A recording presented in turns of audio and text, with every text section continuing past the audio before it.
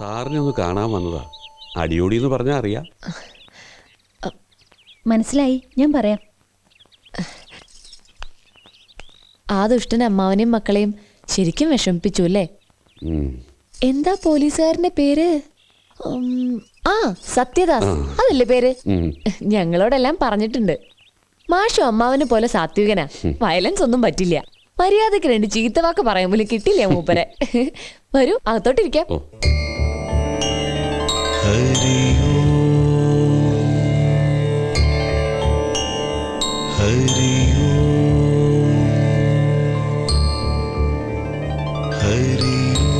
മാഷേ,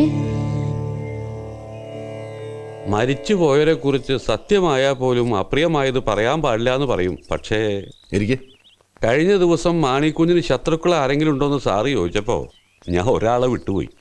ശത്രു എന്ന് പറഞ്ഞുകൂടാ, വിരോധമുള്ള ആള്. ആരായാള്? നേരായ ബന്ധത്തിലല്ലാത്തൊരു മകൻ മാണിക്കുഞ്ഞിനുണ്ട്, മോനിച്ച. വേലക്കാരിയാണെങ്കിലും അമ്മിണി സുന്ദരിയായിരുന്നു. മാണിക്കുഞ്ഞ് അന്ന് ചെറുപ്പം.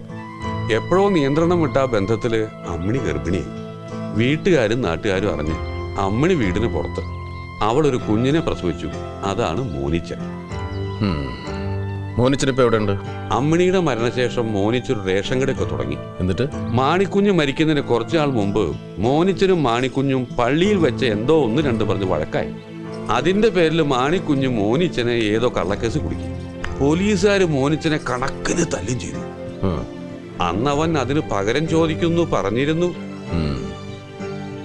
ഈ മോനിച്ചനിപ്പോഴും നാട്ടിലുണ്ടോ? ഉണ്ട്.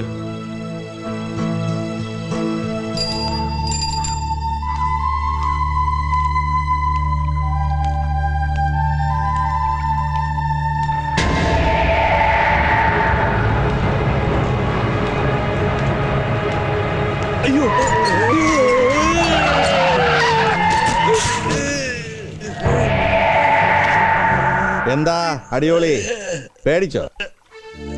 ആ, ഈ ഭാഗത്തൊക്കെ ഒരു തെണ്ടൽ. ആ പട്ടരെ കണ്ടിട്ടുള്ള വരവാണല്ലേ? എന്തൊക്കെ ശ്രദ്ധിച്ചു അയാളുടെ മുന്നിൽ. 2 വിട്ടിട്ട് ഇനിയും കയറി വരും തന്റെ വീട്ടില്, അന്നത്തെ പോലെ അത്താഴ സമയത്ത്. പക്ഷേ നേരം പുലർന്നിട്ട് തിരിച്ചു പോരും, ചില്ലറ ജോലിയൊക്കെ കഴിഞ്ഞിട്ട്. എന്താ വരട്ടെ? വേണ്ട, വരണ്ട. ആ, എങ്കിൽ പറ, അയാൾ എന്തൊക്കെ ചോദിച്ചു, താൻ എന്തൊക്കെ പറഞ്ഞു? പിന്നെ പറയണോ?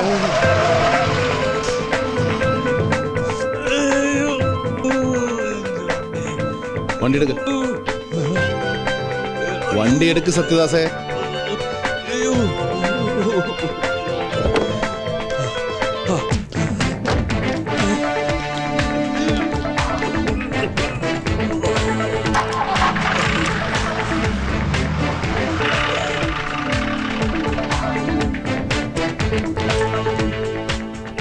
അടിയോടി, നേരെ ഇന്ന് റൂറൽ എസ് പി കാണണം. എന്നിട്ട് ഞാൻ തരുന്ന ഈ നമ്പറിൽ എന്നെ വിളിക്കാൻ പറയണം. ബാക്കി കാര്യങ്ങൾ ഞാൻ നേരിട്ട് സംസാരിച്ചോളാം. പേടിക്കണ്ട, ഇനി ഒരു പുഴു പോലും ആ മുറ്റത്ത് കയറില്ല. അടിയോടിയോടൊരു വാക്ക് സംസാരിക്കാൻ ധൈര്യപ്പെടില്ല. ഞാനല്ലേ പറയുന്നേ, ധൈര്യമായിട്ട് പോകോളൂ. പോകോളൂ.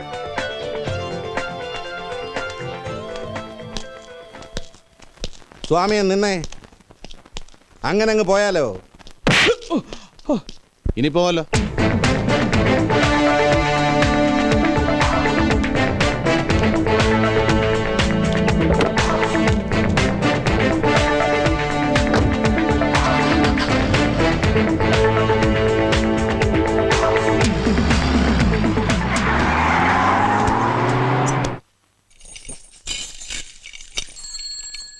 മോനിച്ച, മണ്ണെണ്ണ എന്ന് വരും? നാളെ വരും തങ്കമ്മേ, അല്ലെങ്കിൽ മറ്റന്നാ. മോനിച്ച, ഒരു 15 രൂപ കുറവുണ്ട്. ആ തങ്കമ്മേ, ഇത് തന്നെയാണല്ലോ സ്ഥിരം പല്ലവി.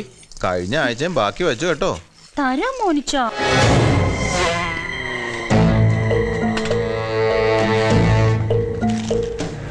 മോനിച്ച ആരാ?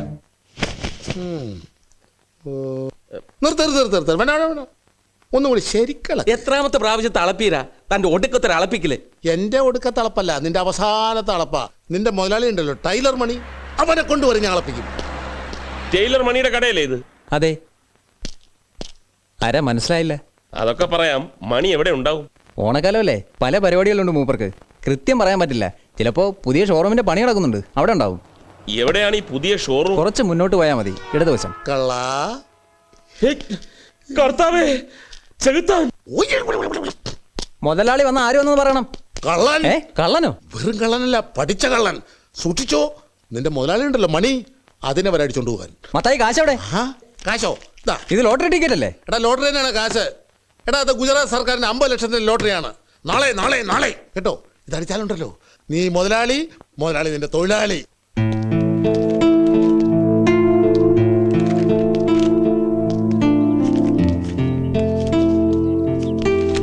സാറിന് ഇപ്പൊ തോന്നിയ സംശയം അന്നും ചിലർക്ക് തോന്നിയിരുന്നു.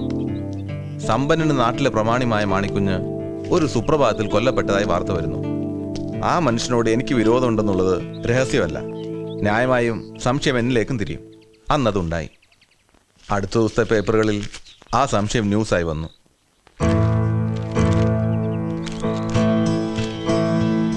അന്നെന്തോ തോന്നി ഇതൊക്കെ ഞാൻ സൂക്ഷിച്ചതാ. അന്ന് ക്രൈംബ്രാഞ്ചോ CBI ഈ വിഷയത്തെക്കുറിച്ച് നിങ്ങളോടൊന്നും ചോദിച്ചില്ലേ? അന്ന് ക്രൈംബ്രാഞ്ച് നേരിട്ട് ചോദിക്കാതെ നാട്ടുകാരോട് എന്നെ കുറിച്ച് ചോദിച്ചായി പലരും പറഞ്ഞു. തുടർന്ന് കള്ളനെ കെട്ടിയതുകൊണ്ടാവാം. പിന്നെ ആരെയും കണ്ടില്ല. അന്ന് പേപ്പറിൽ വന്ന ന്യൂസിനും സാർ ഇപ്പൊ ചോദിച്ച ചോദ്യങ്ങൾക്കും എനിക്കൊരു ഉത്തരവേ ഉള്ളൂ.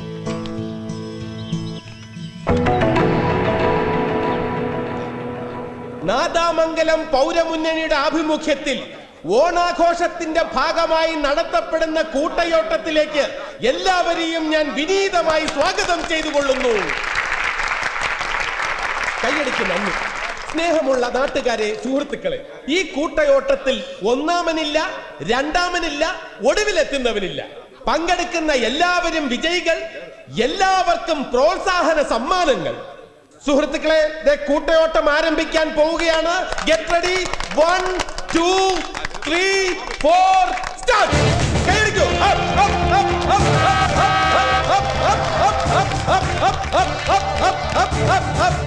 അതാ ടൈലർ മണി. നാദാമംഗലം പൗരമുന്നണിയുടെ ആഭിമുഖ്യത്തിൽ ഓണാഘോഷത്തിന്റെ ഭാഗമായി ടൈലർ മണിയുടെ നേതൃത്വത്തിൽ നടത്തപ്പെടുന്ന കൂട്ടയോട്ട മത്സരമാണ് ഇവിടെ നടന്നുകൊണ്ടിരിക്കുന്നത്. കൈയടിച്ച് ഈ കൂട്ടയോട്ട മത്സരത്തെ ടൈലർ മണി. നമസ്കാരം സാർ. പൗരമുന്നണിയൊക്കെ ഇപ്പോഴും ഉണ്ടോ? ഉണ്ട് സാർ. അതിന്റെ ഭാഗമായിട്ടാണ് ഈ ഓണാഘോഷവും കൂട്ടയോട്ടവും ഒക്കെ. അതെ, മണിയോട് 1-2 കാര്യങ്ങൾ സംസാരിക്കാനുണ്ട്. ഒന്ന് അകത്തോട്ട് കയറാം. ശരി സാർ. സാറിനെ കുറിച്ച് ഒരുപാട് കേട്ടിട്ടുണ്ടെങ്കിൽ നേരിട്ട് കാണുന്നത് ഇത് ആദ്യമായിട്ടാണ്. എന്താ സാർ സംസാരിക്കാനുണ്ടെന്ന് പറഞ്ഞത്? മണി ഫ്രീ ആണോ? ഈ കൂട്ടയോട്ടം കഴിഞ്ഞാൽ ഒരു 7 മണിയോടെ ഞാൻ ഫ്രീ ആവും. സാർ എവിടെയാ ഉള്ളതെന്ന് വെച്ചാൽ ഞാൻ വന്ന് കണ്ടോളാം. അത് വേണ്ട, മണി എവിടെ ഉണ്ടാവും പറഞ്ഞാൽ മതി, ഞങ്ങൾ വന്ന് കണ്ടോളാം. പഴയ കടയുടെ അല്പം മാറി ഒരു ഷോറൂം. അറിയാം, ഞാൻ അവിടെ പോയിരുന്നു. ശരിക്കും പറഞ്ഞാൽ അവിടെ നിന്നാണ് മണിയുടെ തുടക്കം. ടൈലറിംഗ് ഷോപ്പായിരുന്നു, പിന്നെ ടെക്സ്റ്റൈൽ ഷോപ്പാക്കി മാറ്റിയെന്ന് മാത്രം. ഇപ്പൊ ടൈലറിംഗ് ഇല്ലേ? ഉണ്ട് സാർ. ടെക്സ്റ്റൈൽസിന്റെ ബാക്കിലുള്ള കെട്ടിടത്തിലോട്ട് മാറ്റിയിരിക്കുക. അപ്പൊ ശരി, കൂട്ടയോട്ടം നടക്കട്ടെ. രാത്രി 10 മണി. സാർ, ഒരു സമ്മാനദാനം നടത്താൻ സമയം ഉണ്ടാവും. അതൊക്കെ മണിയാൻ കൊടുത്താൽ മതി. ആ ഗണേഷ്. ആ ഓക്കെ.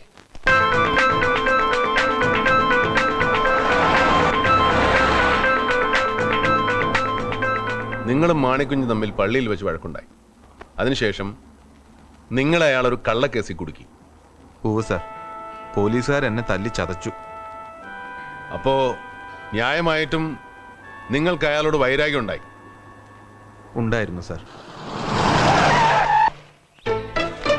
തന്നോട് കടുത്ത വിരോധമുള്ള ഒരാൾക്ക് മാണിക്കുഞ്ഞ് ഇതുപോലുള്ള ചെക്ക്, അതും ബ്ലാങ്ക് ചെക്ക്, ഇനി ഏത് രീതിയിലായാലും കൊടുക്കൂ? വിശ്വസിക്കാൻ ബുദ്ധിമുട്ടുണ്ട്, അതാ ചോദിക്കുന്നത്. ഇതൊരു കുറ്റബോധത്തിൽ നിന്നുണ്ടായ പരിഹാരമാണ് സാർ. അദ്ദേഹത്തിന്റെ കുടുംബം മുഴുവൻ ഒരു ആക്സിഡന്റിൽപ്പെട്ട് ഒരുപക്ഷെ അതെന്റെ അമ്മയുടെ ശാപമാണെന്ന് തോന്നലിന്റെ പ്രായച്ചിത്തമായിരിക്കാം.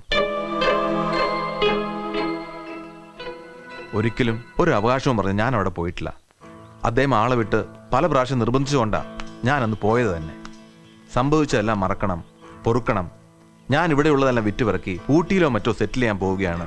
അതിനുമുമ്പ് ഒരു കടമ തീർക്കാനുണ്ടെന്ന് പറഞ്ഞിട്ടാ ഇഷ്ടമുള്ള തുക എഴുതിയെടുത്തോളാൻ പറഞ്ഞ് ഈ ബ്ലാങ്ക് ചെക്ക് എന്നെ ഏൽപ്പിച്ചത്. എന്നിട്ടെന്താ പിന്നെ ഈ ചെക്ക് ഉപയോഗിക്കായിരുന്നത്? നിർബന്ധിച്ചതുകൊണ്ടാ ഞാനത് വാങ്ങിയത്. പിന്നെ എന്തോ ഒരു അഭിമാനക്കുറവ് തോന്നി വേണ്ടാന്ന് വെച്ചു. മോനിച്ചന്റെ കല്യാണം കഴിഞ്ഞോ? കഴിഞ്ഞു. ഒരു കുഞ്ഞുണ്ട്. പക്ഷേ അവരിപ്പോ അവരുടെ വീട്ടിലാ. എന്താ അപ്പോഴേക്കും ഡൈവേഴ്സ് ആയോ? അതല്ല സാർ, ഒരാഴ്ച നിൽക്കാൻ പോയതാ. മാണിക്കുഞ്ഞിന്റെ സ്വത്തുക്കൾ മുഴുവൻ വാങ്ങിച്ചത് പാർട്ട്നേഴ്സ് ആണല്ലോ. അതിൽ പലർക്കും അഭിപ്രായ വ്യത്യാസമുണ്ട്. മോനിച്ചനോ? അന്ന് മാണിക്കുഞ്ഞെന്നെ വീട്ടിലേക്ക് വിളിപ്പിച്ച ദിവസം ഈ സ്വത്ത് വിൽപ്പനെ കുറിച്ചുള്ള സംസാരം അവിടെ നടക്കുന്നുണ്ടായിരുന്നു. സ്വത്തുക്കൾ മുഴുവൻ വാങ്ങാൻ പാർട്ട്നേഴ്സിന് താല്പര്യമുണ്ട്. പക്ഷേ മാണിക്കുഞ്ഞിന് അവർ പറഞ്ഞ വില തീരെ പോരാ.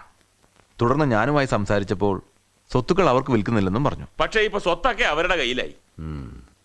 അന്നത്തെ ചർച്ചയിൽ എല്ലാ പാർട്ട്നേഴ്സും പങ്കെടുത്തിരുന്നു. പാർട്ട്നേഴ്സ് ആരും ഉണ്ടായിരുന്നില്ല സർ. പിന്നെ അവരുടെ മധ്യസ്ഥനായി ബാഹുലേന ഉണ്ടായിരുന്നത്.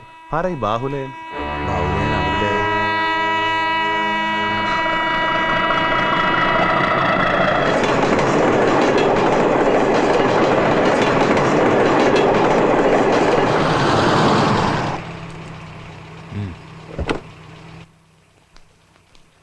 ശരി സർ. ശരി.